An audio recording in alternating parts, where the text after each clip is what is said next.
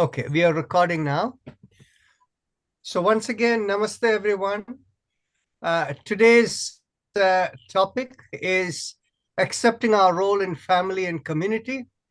And we have with us a special speaker and panelist for us today, Dr. Shireen Venkat from Pune, right, in India. Namaste. Yes. Namaste. And Namaste. Somaji, would you please do the honors of introducing her in a proper way? Sure. I have known Dr. Venkat for a while now. 20 more odd years. Got to be 20, yeah, at least 20. Delightful person. She's practiced as an obstetrician and gynecologist in Pune with a wonderful ability to weave yoga practices into her medical practice. And I've had the opportunity to be on panels with Dr. Venkat several times, and it's always been really stimulating. She's a very, very articulate person and has a very nice sense of the emotional and psychosomatic side of illness, as well as the sort of ordinary kind of pathological focus that medical science tends to have. And so in that regard, I think is probably more of a yoga therapist than she thinks she is.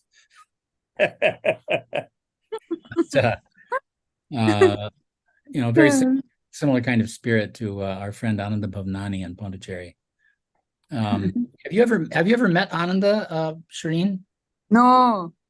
He may join us this morning. Oh, that will be nice. Very interesting fellow. Just for the sake of the footnote, he is the successor of one of the yogis in Yogananda's autobiography of a yogi, and also an MD who runs a yoga therapy program at Mahatma Gandhi Medical School. Okay. Very interesting person. MGM. Yeah. So, I think that's pretty good. Do you want to add anything? No. I don't mind subtracting everything. She has, as you can tell, just a wonderful, very cheerful spirit, and I think you'll enjoy.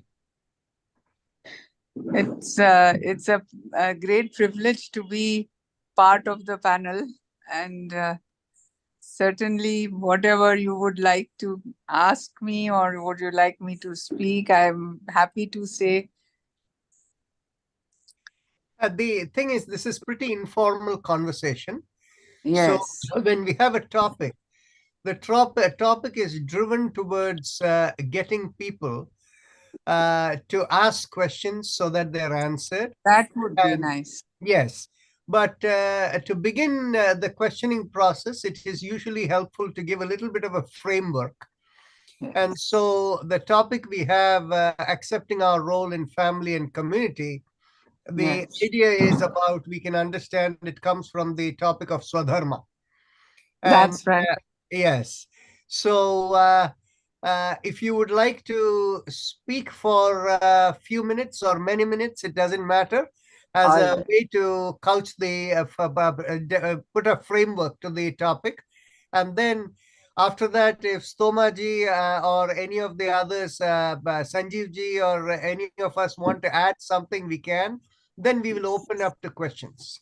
All right. Fine. So, accepting the role in family and community. See, I will speak to you as a woman. And being a professional, a mother, a housemaker as well, and at the same time having spiritual aspirations is like juggling several roles at one time. So in the family, unless we have the support of our spouse, or in India especially, we have a lot of support from our parents, bringing up the children becomes a difficulty for a professional couple. If they are involved in their individual professions, then bringing up children is really quite difficult. Giving them enough time is what we need. What I mean, I was personally very fortunate because I was in Dubai for like 10-15 years, exactly at the time when my children were young. and we worked from 8 to 2 in the morning. We had 2 days off in the week, and we had 2 months leave. So it was a very good job, and I took calls from home. But this is not the case with everyone. And I find that many women are burning the candle at both ends. So it becomes an extremely stressful situation for them. And there is where our framework, our mindset, see, I like that word role very much, because unfortunately we identify with the role. If we maintained a slight distance from and realize that we are playing a role, we might do a much better job than if we became identified with it and took the pros and cons to heart. And the what would I say? The the brickbats that you might get while trying to play this role.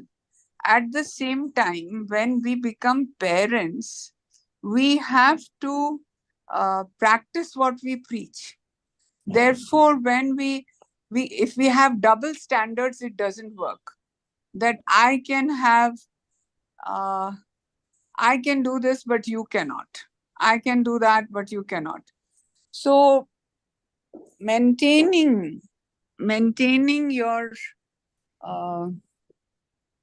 discipline in life is very important. With regard to what you say, Swadharma, Swadharma in the Bhagavad Gita is defined as the aptitude or the guna that you have. You may be one who may be born to a Brahmin, but you may want to serve others, which is the guna of a Shudra. So I always consider myself a Shudra because I wanted to serve as a doctor. I wanted to serve people. So whatever role you may have according to you can hear the firecrackers. Enjoy the Diwali with us. So whatever role you may have, the aptitude has to be determined by yourself alone. You cannot see people. Some people are called nerds and they are bookworms. So they may, if they are the sort of Brahmin category who always study well and they can teach also well because they can quote from scriptures and so on. Those who like to lead, they are nowadays, hopefully, protecting the country, the Kshatriyas do that. So that is the Swadharma that is to be determined according to your aptitude. But when we talk of a role, each one of us is playing multiple roles in the family, multiple roles in society, and to bring together all these roles and not be affected by them is the challenge that we face. And to meet this challenge, there is nothing better than our system of yoga, because it brings to the mind a steadiness, and it brings to the body a relaxation such that it will create an awareness of who you truly are other than your role. Once you have distanced yourself from the role that you are playing, you are bound to do a better job of it. I know that in dramatics, you have to enter your role, and you have, if you're playing the role of a king, you have to become the king. But even though you become the king, at the back of your mind, you know that this is a role. You don't go back home and start ordering your wife or, behaving as a king. So that awareness can only come or develop if we have some sort of a spiritual practice.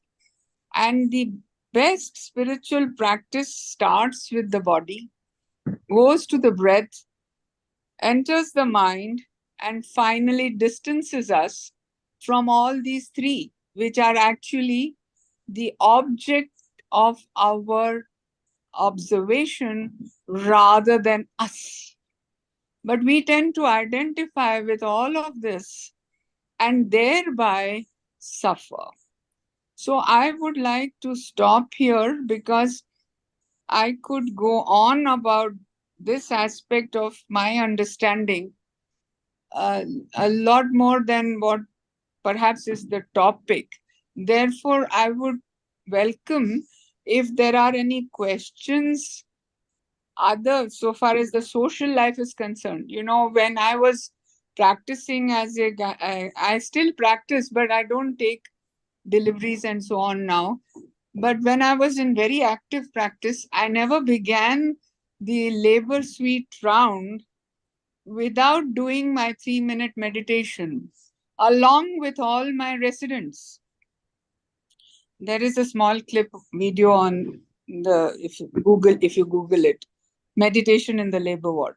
If there was an emergency, one of the doctors went to attend it. And each of the residents was taught how to conduct this 3-minute meditation, and including the staff. And they found such a difference. The woman who was laboring was taught to chant Om as the pain ascended, went into a crescendo. And we found a lot of relaxation of the pelvic floor and an easier birth. Even if she were to have cesarean section, the pulse rate was always much lower in the women who were chanting Om while they were being given the anesthesia, which all goes to prove that to meet your challenge at what you are now a laboring woman, that is the present role that you are having, how to meet it with equanimity, how to meet the challenges of life with equanimity. And that is where I think our focus has to be, to spread the mission of Swami Ram, who actually demonstrated his control over his autonomic nervous system. Whereas we may not reach that kind of excellence, we can certainly reach a very practical level of balance. And that will always help us to not only achieve success in the mundane world, but to achieve a certain attitude and you will like to live with yourself. You will like to live in your own mind. That is, you gain chitta prasadanam.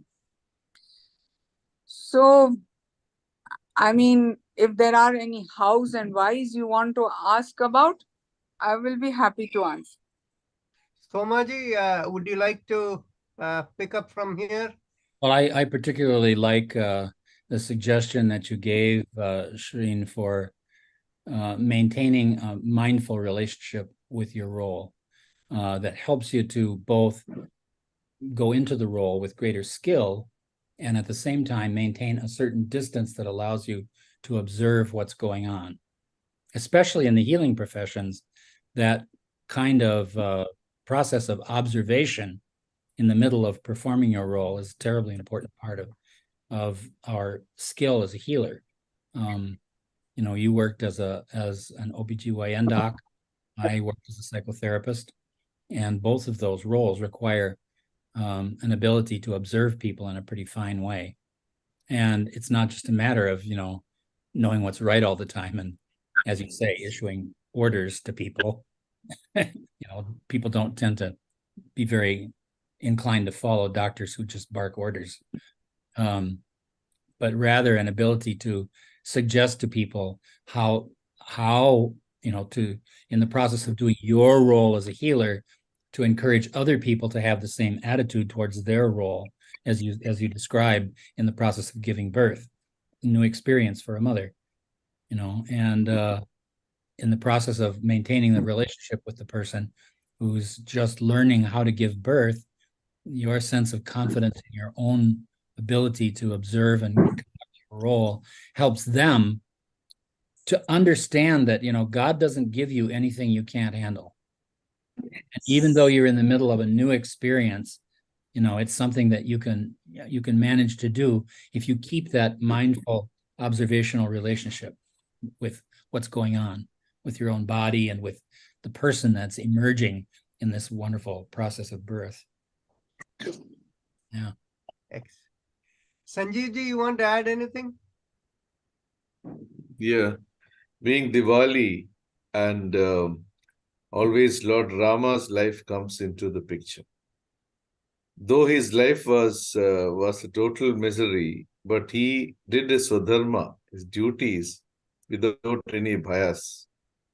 So that's why he's glorious, and we glorify him. For he did his dharma in spite of all these things. So his way of approach, his way of conducting things, and he's standing apart and doing everything, shows the real Swadharma, which I feel is a good auspicious day to mention about him. I think that's much more than I think all of you can understand. Thank you. I would like to add another perspective to this. What Dr. Shireen and Somaji pointed out is the idea of being in the moment of your activity as opposed to thinking I have to do. So that was their key point that they mentioned. So thereby there is no stress. You just let things happen as opposed to I have to do. However, there is another element that Dr. Shireen Venkat was pointing towards. I want to give a little more clarity towards it, and I want to give it relative to the Vedic system perspective. That is, some of you may know that in the Vedic system, there is a concept of 4 roles in living. And I call them roles, even though typically in various books and things, they call it stages. And I don't think they really are stages. They're really roles. And the 4 roles that are mentioned are Brahmacharya, Grahastha-ashrama, Vanaprastha, and Sannyasa. And associated with these are the intent or the outcome that are associated with it is the dharma, artha, kama, and moksha. It is very interesting that the people often have very great difficulty in sequentially associating them, even though from the Vedic perspective, it is actually a sequential correlation. That means Brahmacharya is associated with dharma, and Grahastha-ashrama is associated with artha, and Vanaprastha is associated with kama, and the sannyasa is associated with moksha. Now, a lot of people cannot even fathom how can the Vanaprastha stage be associated with kama. Kama means desire, right? In fact, what it is they much prefer, in order with their logical minds, to put kama as associated with Grahastha-ashram. And in fact, what happens is, this is a fundamental misunderstanding of the spiritual process of living. Kama only means desire. And what is the eternal desire for a person that will ultimately manifest for everyone? That eternal desire is to know, who am I? What is existence all about? And that desire that inquiry process, that karma, is what is associated with vanaprastha. Whereas when people commonly think in terms of desire as something related to, the attraction of the sexes and things like that, they basically miss the point that desire is a much bigger element, and those are all fleeting desires. But the eternal desire is to know, who am I? What is the nature of existence? The second, with respect to grahastha ashrama, we associate artha. Now, what exactly is grahastha ashrama? Actually, it is very interesting. At one time, it was my astrology friend who was actually put the perspective to me, and I was quite amazed at the perspective he offered about what is grahastha ashrama. He basically says that it is, people often associate it with the idea of a home and a griha. But he says the root word comes from graha, and that which holds and binds you.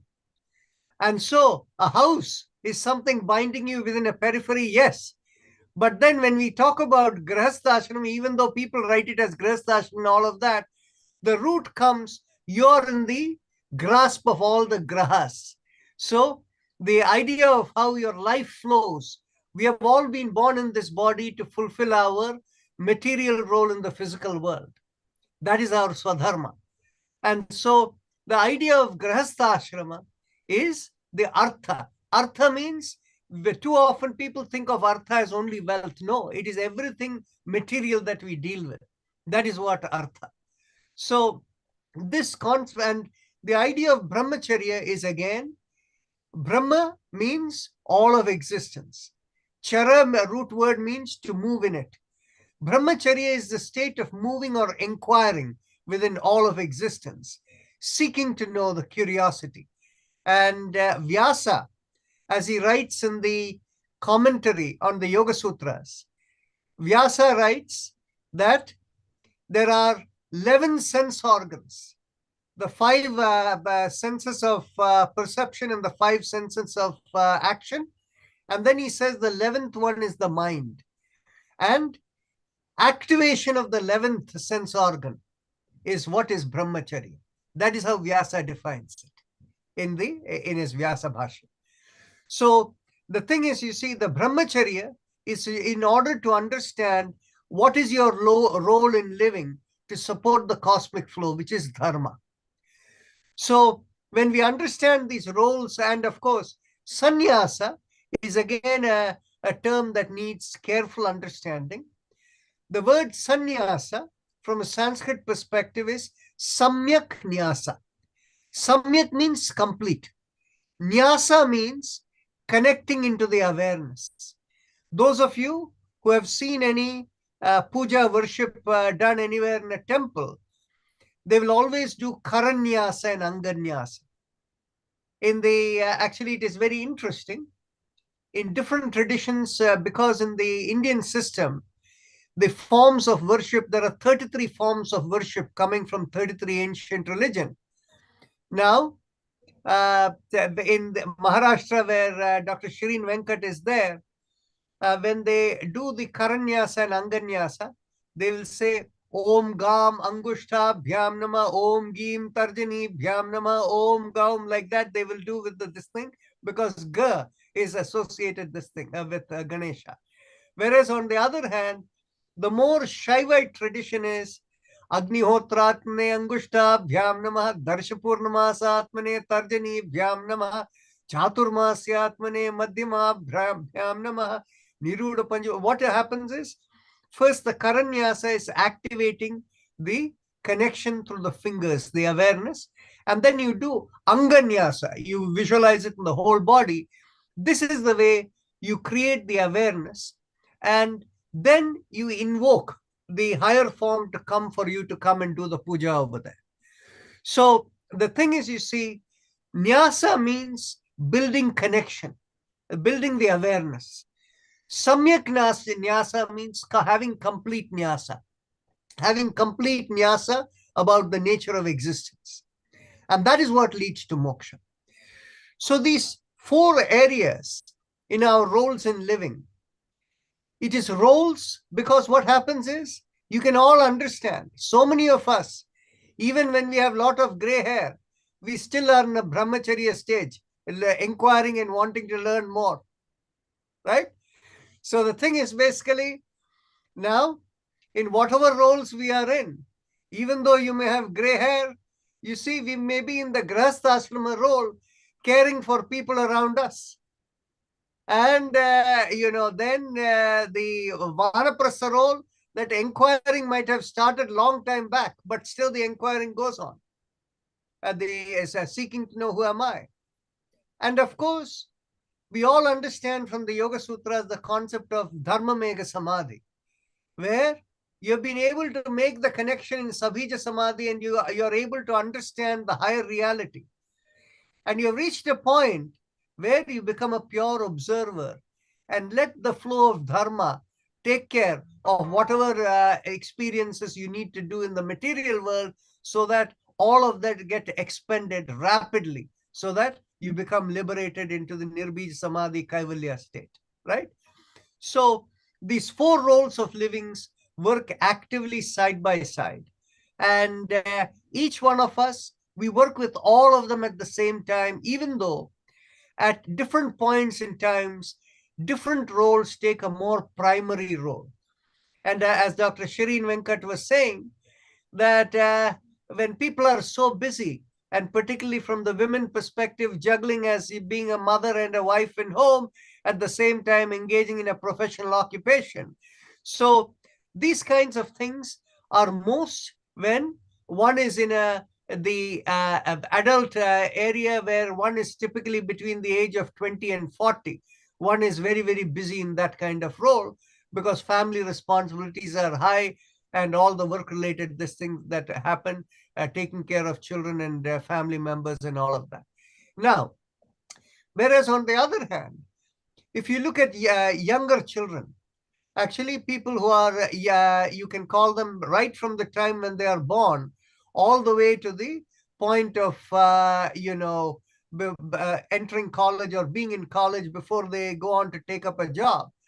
If you look over there, the primary focus is wanting to know what existence is all about, experiencing everything, and the amount of whys, and particularly from little children, they will ask why for everything, right? So that is the learning process of the brahmacharya that goes towards that understanding, and that becomes the primary role. Then, of course, in the vanaprastha role, people have done sufficiently well. They're taken care for the rest of their life. You're not worried about income earning activities. At that point in time, you realize the life in this body is finite. What is the meaning of existence? That becomes the basic question in the mind. Who am I? What is this all about? So that becomes the primary role, even though you engage in the other roles. You still have inquiry of brahmacharya. You may have some limited role in the grahasthashrama. So this is the stage how we can think in terms of, so the 2 elements of it.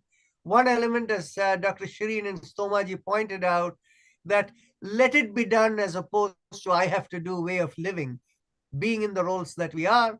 And the second is the nature of the roles, how they change over the life process. Anything, would any of you like to add something before we open for questions? I was speaking as a vanaprasthi to sort of refine what you were saying, Rajan, about vanaprastha being sort of the stage where atma vichara really begins. Part of what goes along with that atma vichara is this process of relearning tapasya. We begin practicing tapasya with models of self-denial that ultimately don't work. If you just fast by not eating food, you're going to binge at some point. We've all done this, and gradually it becomes clear that that's not the way, and that the transformation of our practice of tapasya needs to be in the direction of enjoyment through concentration, through deepening the same kind of mindful awareness that that Dr. Shireen was talking about.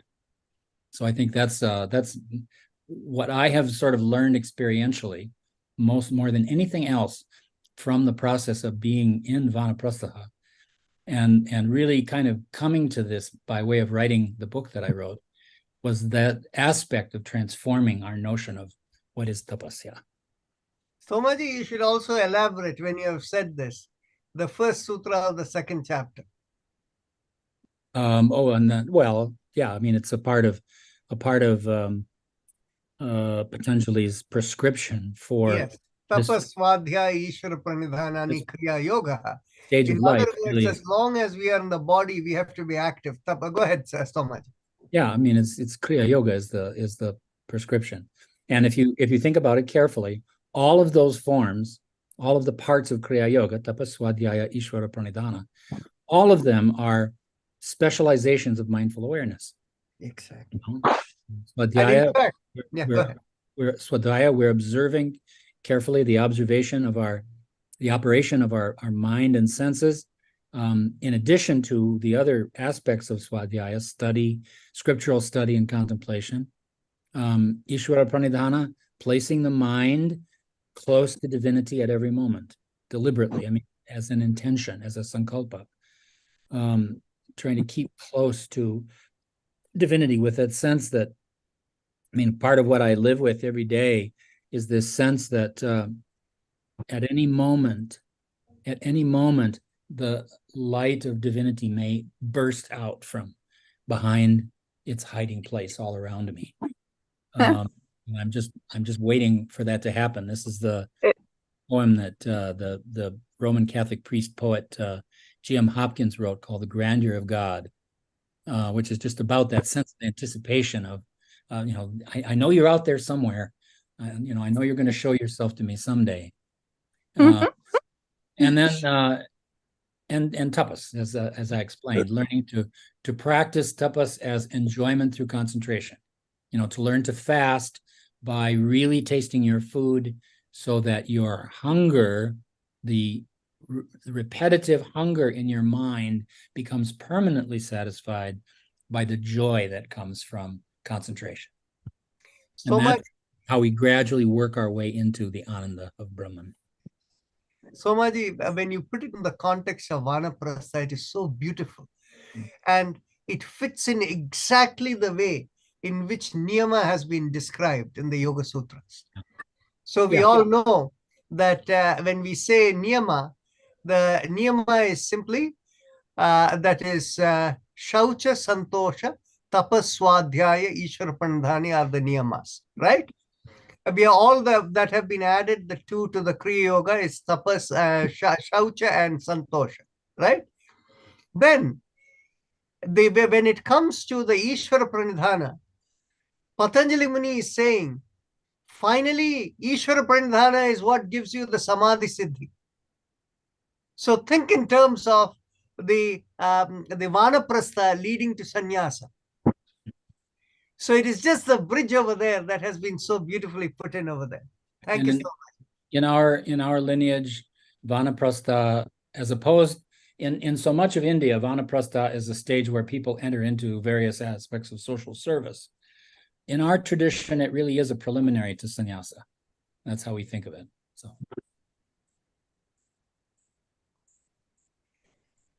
So now we are open for questions, suggestion, comment. Any of you can unmute and speak up. And I agree with Tomaji that we are given the ability to handle whatever comes to us, but I still feel that we need some kind of preparation, and kind of counseling before we enter a particular stage, like, pre-marriage counseling, and before birth of a child. What are we going to expect? We are just thrusted into these roles, and then somehow we definitely learn because we have this thing, but somehow I definitely feel that we all need to prepare our children or before they enter into a the next stage of life. I mean, so I really wish somebody had told me. I mean, as elders, I mean, it's their duty, but somehow, like, it was not. I mean, done for us. So I really regret that, having that advice and counseling, you know. See, Swami Bharati had told me to write this book on holistic. He said you should write on yoga and pregnancy. So I had named the book Holistic Motherhood, which actually taught you all the aspects of the physical, psychological, and spiritual well-being of a woman who is pregnant. So, and how to conduct herself during labor. So I think now what I'm trying to do is to make that book available for free online. When I get it onto my website, I will share it with you, Rajanji, and then you can share it with anybody who would care to read. For the mother to be, it will be a great help because all the physical aspects are given, when to contact a doctor, what to eat, and so on. But more importantly, how our tradition helps the psychological aspects of becoming a mother. Our this point was brought up because preconceptional advice is very important to play the role of a mother during pregnancy, how she should conduct herself, and then after delivery. So there are some videos also of joints and glands exercises which I have done for pregnant girls, and that should also be shared for those who need it, is what I would say. excellent. Thank you so much. So actually, I was going to make a remark when Shobha said that. You see, what has happened is, I suspect that in a natural way, in traditional societies, as part of the spiritual approach to life and within their own religious context, they would have certain kinds of rituals and ways in which they do this. And particularly when, right from the time when the child grows up, and, whether it is doing the sacred thread, or for women, recognizing when the first menstrual cycle manifests and things like that. So many rituals that are happening. I think those rituals and ways were all meant as a more educational kind of this thing, to understand all of these things. However, what I think happened was, at some point in time, and largely, and this is the flow of the cosmic flow of the cosmic dharma, the Shashwata dharma, that Western materialism became the standard for the world, starting with the colonialism, and then the kind of education that came with that, and all of that made significant changes that changed things around. Dr. Shireen, you're nodding your head. What is your view on that? You can unmute. No, I think that's what led to a lot of materialism coming in. And because of which, everything is valued only in terms of what is in it for me. And if there is nothing in it for me, it's not worth doing. So that sort of, and the commercial attitude of these advertisements, and I mean, we are bombarded both audio visually into by experiencing a need for something which is totally unnecessary. So that which seemed like a huge luxury becomes an essential aspect of life because of the advertisements. And that is why we have been overtaken by cost rather than value. And we have lost that ability to gauge that what indeed is the way of life, and where are we going? Where are we going? If we are wanting perennial happiness, can we ever get it in objects? And those rituals used to help us sort of withdraw a little bit into what is the essence of life, because no ritual was done without a bit of meditation on the reason why the ritual is being done, and during the performance of the ritual. Originally, of course, it got degraded even in our time, that the priest recited something, the person doesn't know what he's saying, and it just became mechanical. That it unfortunately lost all the value the ritual had.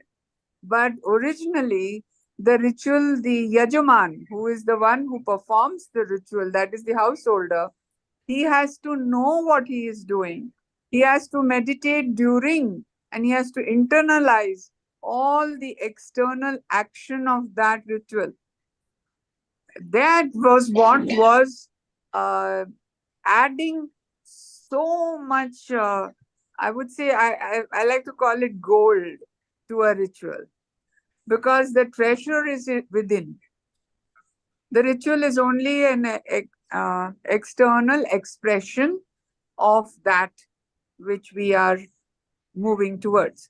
So, but all this was brought to naught because of the colonialization. And even I was brought up in a very westernized way in a small town like Jabalpur.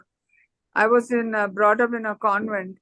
And but for my mother, who was a PhD in Sanskrit, I could never have understood the depth and beauty of our heritage and culture. So I think that we lost out a lot because of that. So the interesting part that Dr. Venkat has just pointed out is spiritualism is the spiritual connection is the anchor that basically gives the health of the mind and the body, and which gives us the ability to do what we should to be in harmony with the cosmic flow. But more often than that, in this age, nobody wants to talk of the spirit. It is more they want to talk about the body and mind these days. So we are missing out something. And the movement towards bringing yoga as a worldwide thing to uplift the spiritual understanding of humanity is perhaps where we are heading towards. Sorry, Somaji, you were going to say something. I was just going to point out Swami Veda's way of describing this same sort of cultural conflict. He would say very often that, people make a big deal about the difference between East and West. He said there is no difference between East and West. The traditional culture of the East and West are exactly the same. You have forgotten your culture. Exactly. The problem is not culture versus culture. The problem is modernism versus culture. And so, I think about we talk about the materialism of, for example, Western science, and how it depends on sensory data as the proof of everything. And in the ancient Indian scientific system, I have yet to find a text that talks about this, but I'm quite sure it's the truth, that a mind that has become a sadhana, a buddhi that has learned to see without distortion, was the proof of everything. And they didn't have an evidence-based system of scientific experimentation because they didn't need it. They knew the speed of light in the 10th century. They knew Einstein's constant of C in the 10th century. It's there in Sayana's commentary on the Rig Veda. And there are all sorts of other examples of precocious understandings of science. And you look at these from our perspective these days, and we think, how did they ever come to that? How did they ever understand C without doing the experiments that we did in the West? I think the difference there is a clear mind, is a clarified buddhi that is capable of receiving intuition and also capable of seeing things truly as they are. Actually, Stomaji, as you say this, there is a little bit of difference I see historically between the Western approach and the Eastern, even though the spiritual content is the same. The little difference I see is because we always say the end does not justify the means. The means have to be right all through. And the end that happens is the delivery of what the God wishes. It's not what we intend. But by every step of towards an end, we may have an intent, but we cannot deviate to do whatever we want to get the end. So even the end is something that is good. The one big distinction that I see between the Vedic system of Vyasa, and of course Vyasa's intelligence goes back more than 5,000 years, versus what I see in later manifestations of different religious traditions. Vyasa looked in terms of inclusivity of everyone. And so that is why what we find is in the Vedic system, the Vedas have no temple worship in it. Whereas on the other hand, the 33 agamas and tantras of different temple forms, with the worship that was there, the 33 ancient religions of India from even at the time of before the Vyasa compiled the Vedas. And at the same time, Vyasa, without disrespecting them, put all of them in the context of the 18 Mahapuranas and Upapuranas in order to make them families of each other so that you can have unity in diversity. So Vyasa created a unity in diversity system, so that way you don't have to fight with anyone.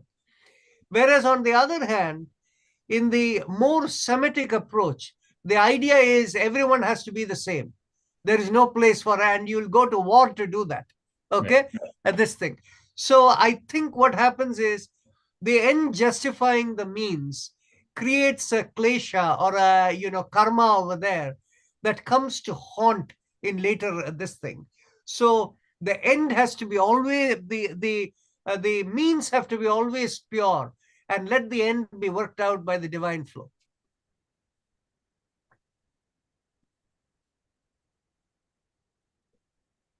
Anyway, any other thoughts, questions from anyone? Please feel free to unmute and speak up. Yeah. Now, I just wanted to discuss on one thing is the practicability. For example, we have our culture, knowledge, everything. But at one point, people were suffering with no food, no facilities because of the colonialism and because of all these things. So a stage was there where everyone was trying to get wealth. That was the priority, because to sustain, maintain, and retain their life. So that has deviated us from our spiritual knowledge and culture and traditions, because ultimate goal was to sustain. This is why we have lost it in the run, because many of those knowledge has been there, but the issue was day-to-day bread was more important than getting into that's why we lost this culture at one point, because for the practicable difficulties people were suffering.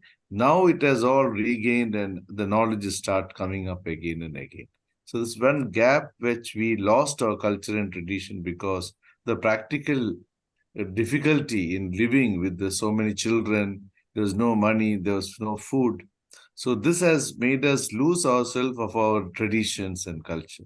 Now everything has come back, and of course we have all of them in place now, much more evolved. So now the value has been adding on to the culture and traditions. So I thought at least these things has deviated us from our real tradition and knowledge which we already have been there, and it will always be there. So that's why one reason why we have lost it in the way. Satyapalji, were you trying to say something? We see your lips moving, but you're muted. You have to unmute if you want to join, say something. Okay, maybe he's talking to somebody else. Okay.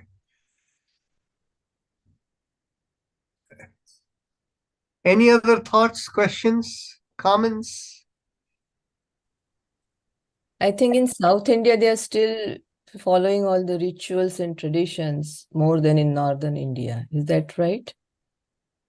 Well, I think there are always, these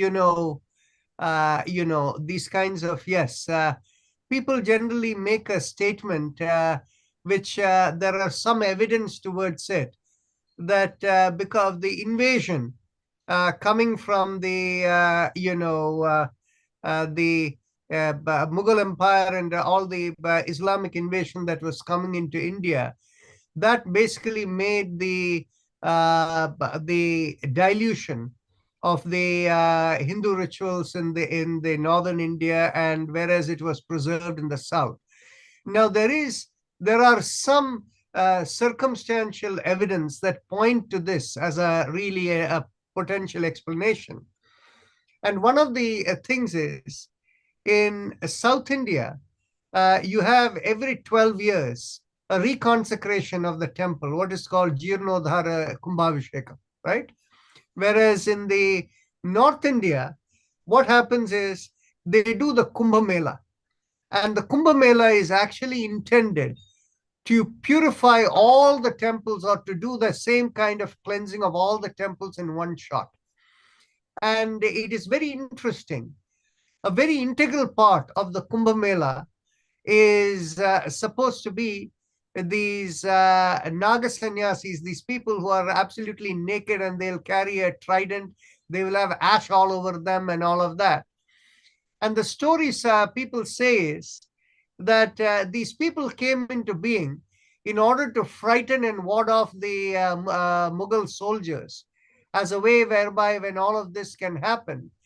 So the idea of doing something in a large concentration of many temples and towns together and the presence of all these different mutts coming together, there seems to be some credence to the thought that North India was unable to keep all the traditions largely because of the Muslim invasion. Yeah, the akharas in the sannyasa in the Dashanami order are actually paramilitary organizations. And Swami Veda, our teacher as a Mahamandaleshwara, is actually sort of a brigadier general in the army of Nagas, which is always kind of funny to think about. Yeah. But, there have been times at the Kumbh Mela where, for example, if you don't finish your bathing time crisply on time, the Nagas would come in there with their trishulas and start pitching people out of the way with their trishula, and lots of people got killed in some historical Kumbh Mela situations. So they were fierce, definitely. And I think that was actually, correct me if I'm wrong here, Sanjeev, but I think that was also one of the places where they spent a lot of time learning the kalari and maintaining those arts, martial arts.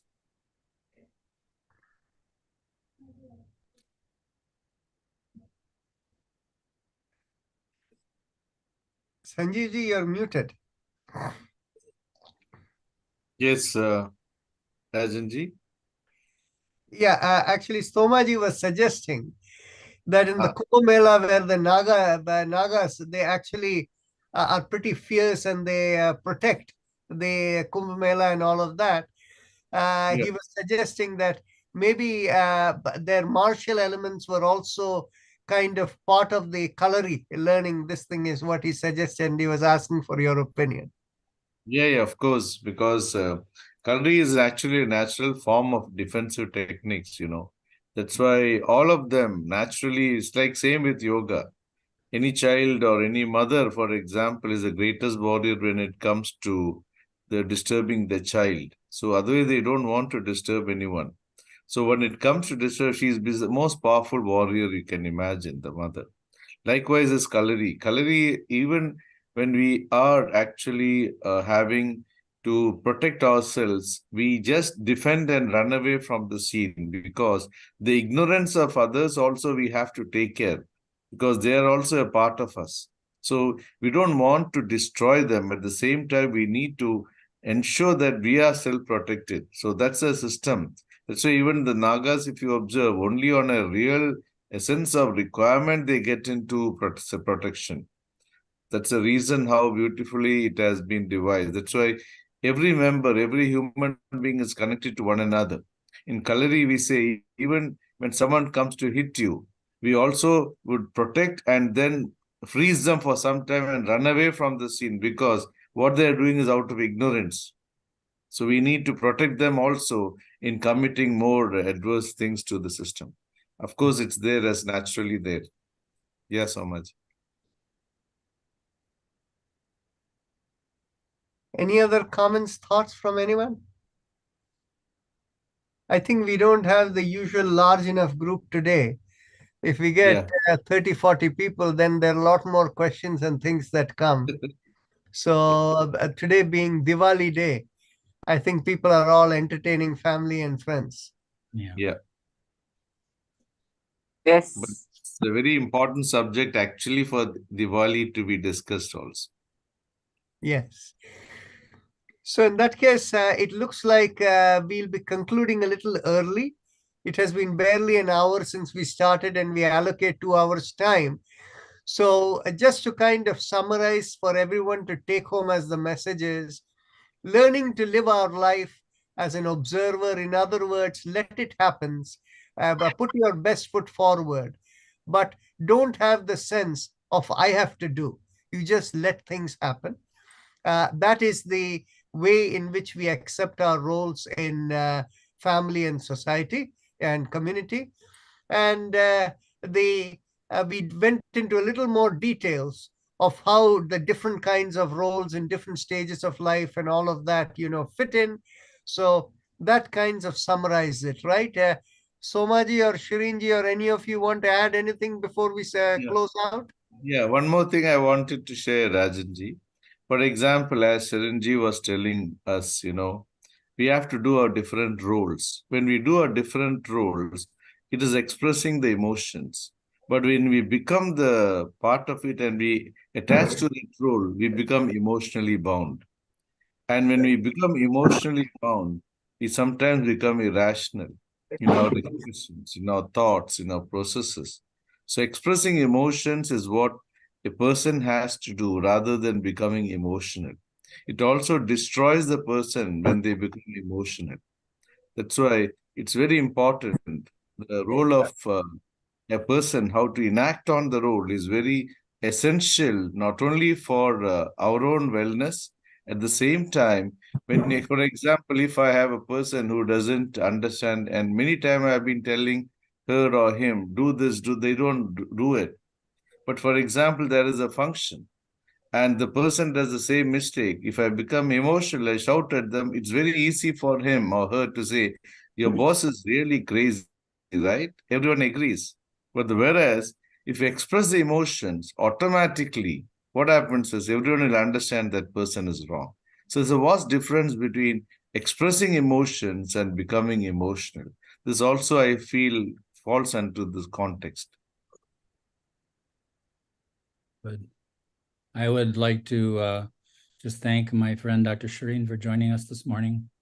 It's always and wonderful. Dr. Shireen, Sanjeevji and he will be in the Lonavala area and Pune area in January. Oh, please come home. Please come home. Let me know. Certainly. I'll be delighted to host you. Please come home. Namaste and thank you very much for having me. Thank you. Thank you. Namaste, everyone. Nitinji, you have a question? Go ahead. Yeah, one question. I heard that in some Shastra, it is written that in one prasthashram, if you are a couple like husband and wife, can stay separate for few years to get experience of something. That was something, it is mentioned anywhere in the Shastra or some. That was my curiosity. Sometimes, I mean, usually the at Vanaprastha, the sexual relationship ends between the two couples, and they work on practicing brahmacharya. And sometimes that involves living separately, and sometimes not. Actually, there's a very wonderful story in the Nirvana Prakarana of Yoga Vasishta. The story of Chudala and Shikidwaja is all about this topic. Chudala is a woman who was born ready to be enlightened in a moment. And her husband, Chikadwaja, who's a king, is kind of slow. And so she goes through all sorts of adventures following him through the process of committing all of the mistakes in misunderstanding sannyasa. So it's a wonderful story about all of these different aspects that we've been talking about. So can you put here, what is that there's a book. The text was translated by Swami Venkateshananda. And the title of the book in the US is Vasishta's Yoga. Sisters Yoga. Yeah, published by the State University of New York Press. And it's an excellent translation. I've had a chance to test some of the translation, and it's very, very good. So title is Sisters Yoga. Vasishta's Yoga. Vasishta. Vishta. Can you spell? This is the Rishi Vasishta. Yeah. Can you spell Vishta? Yeah, I'll put it in the chat box here. Okay. Thank you. Put the chat box. It's already there. Avani has put it. Okay, there it is. Thanks, Avani. Okay, thank you. Thank you very much. I think you'll enjoy the story. It's got thank you very much. Thank you. So shall we close over here a little early today? Yes. Sounds good. Namaste, everyone. And love and light to everyone on Diwali. And we'll see you next month, the second Sunday as usual. Happy Diwali. Thank you. Namaste. Bye.